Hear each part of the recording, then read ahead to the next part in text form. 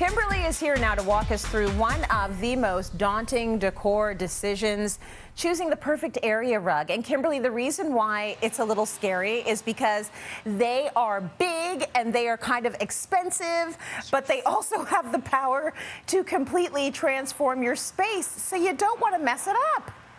Yes, and so much easier than a renovation, right? So you can really make a big difference by just changing up the area carpet.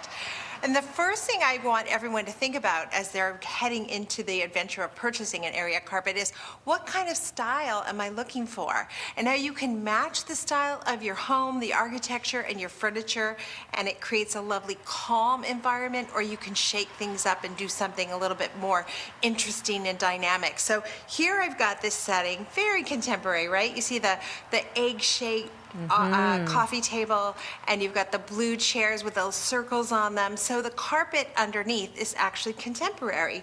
So it fits together really nicely. It's just an easy carpet to live with and easy carpet to love.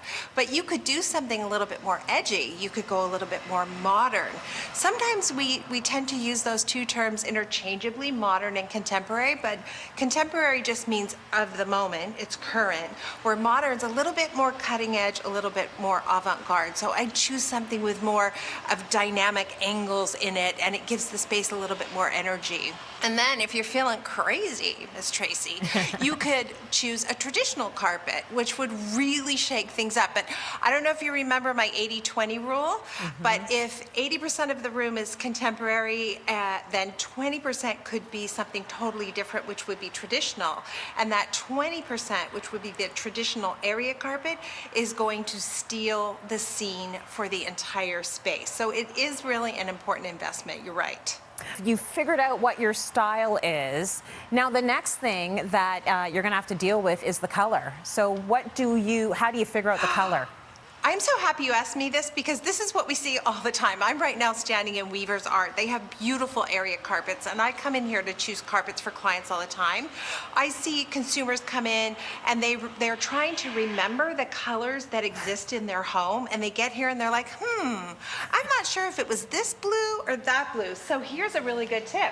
Get your paint chips out and color match the pieces that you have in the room. Find a paint chip that looks like the color of your chair, a paint chip that looks like the color of your sofa, a paint chip that looks like the color of your draperies.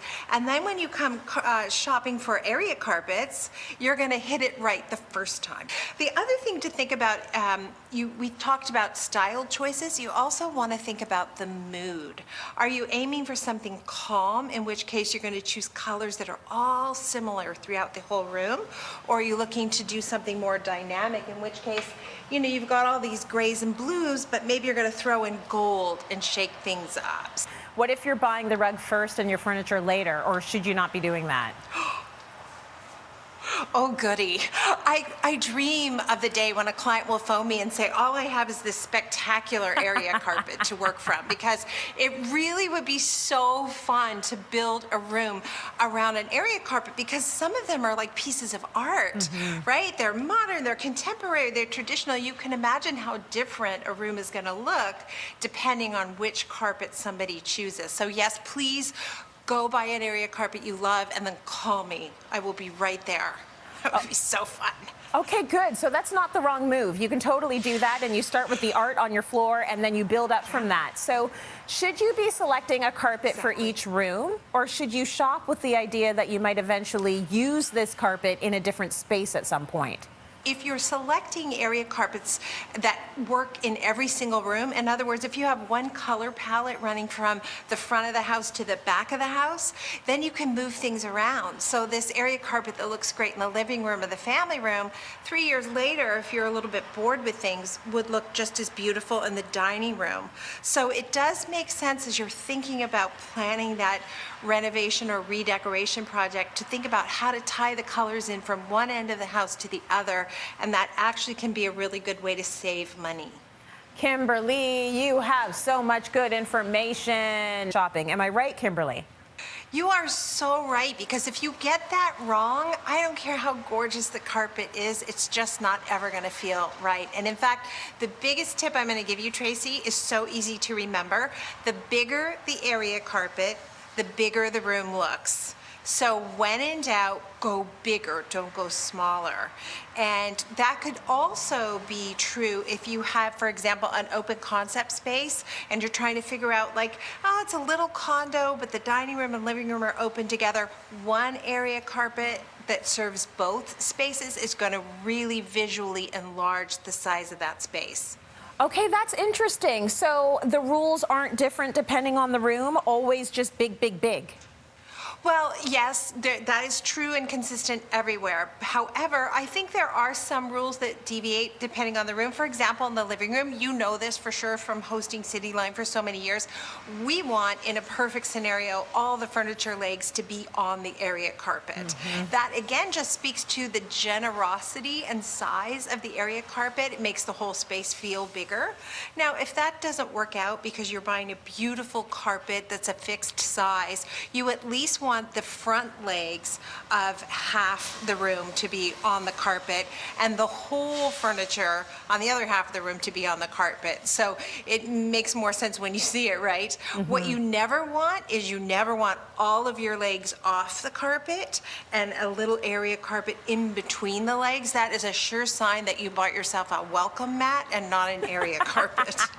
Yeah, put that outside your door, your front door. Now, I know a lot of people tend to make a mistake with dining room rugs. What are we doing wrong with dining room rugs? Well, so many things, but it's really a matter of size most of the time. Like in this case, we have a beautiful dining room table. It's sitting in the middle of this area carpet, and there's plenty of room for me to be able to pull my chair out and push it back in without getting caught on the carpet leg. So in this case, it becomes not just a visual consideration, but a really practical matter too, that the area carpet has to be large enough for the dining room. Okay, and you should be able to pull that chair out and you are still on rug. You're not on hardwood, you're not on, tile, you're still on the rug. Now, what other things should we look for in an area rug, Kimberly? I'm so glad you asked. I want to talk about some of the common features of area carpets. So for example, medallions. We all know what a medallion is. Beautiful central feature in an area carpet. So you go to Weaver's Art, you fall in love with this carpet that's a medallion in the center. Then you bring it home and you put a big wooden coffee table right on top of the medallion and you hide the part of the carpet that you love the most. So when you're going to go for a medallion, you want to make sure it's in an open space like a foyer or an entrance room where you can see the medallion. You also want to make sure that space is symmetrical, because to put it in an off or an asymmetrical space is going to really draw attention to the imbalance, make it feel uncomfortable. And you wouldn't want to put a medallion, for example, under your dining room because it would be lost. So that's one thing I want you to think about. Then in terms of style, there's also a distinction between those carpets that are kind of made in the country and those carpets that are kind of made in the city. So for example, a country carpet or a tribal carpet would have much thicker knots in it. You would see less precision in the pattern, and you might even see a situation where the weaver is just weaving along with one particular color, runs out of that color, and just switches up with a new color for no good reason at all, other than that was what he had handy. So the country carpets tend to be a bit looser, more casual. This beside me is a city carpet. You can see that the pattern's more intricate, it's more fine. You can clearly see where the pattern stops and starts. And it's made of silk and wool, where country carpet is almost exclusively going to be wool, and it's going to be vegetable dyes. There's a lot more freedom in a city carpet. So that's part of style too. How formal is it? How casual is it? What makes me feel good? Now, what about borders and fringes, Kimberly? What do we need to know? You need to know, you need to pay attention to borders and fringes. So this border here on the edge of this carpet is very dark. It's almost going to disappear if you put it onto a dark wood floor, for example. So it's going to have very little impact. But if you put it on a light colored floor, you'd really, really notice the border. In fact, it might really take attention away from the rest of the carpet. So when you're choosing a border, if you go for subtle variation between the edges of the border and the central field of the carpet, you can continue to visually expand the space. If you go for dark borders, that's gonna visually enclose the space. So in small spaces, you want to avoid them, or you want to look for them to be the same color tones as the rest of the carpet, if that makes sense. Fringes used to be really long, almost, you know, like we had to rake them and prepare them and prep them. Now, right, we've all gotten like a little bit more practical, I think. So they tend to be either no fringe at all or just a very, very thin edge of fringe. Either one, like the carpet that I'm standing on right now has a very thin layer of fringe on it, which is just fine. Yeah, my job was to brush the fringe, and let me tell you, I can live without them. I don't need any fringe on my rugs. That was part of my chores. A little tedious. You probably don't remember shag carpet, but we used to have a rake for the shag carpeting. We just literally rake the interior of the house. I remember, Kimberly. I'm not too young for that. Thank you so much, my friend. Great tips and awesome information as always.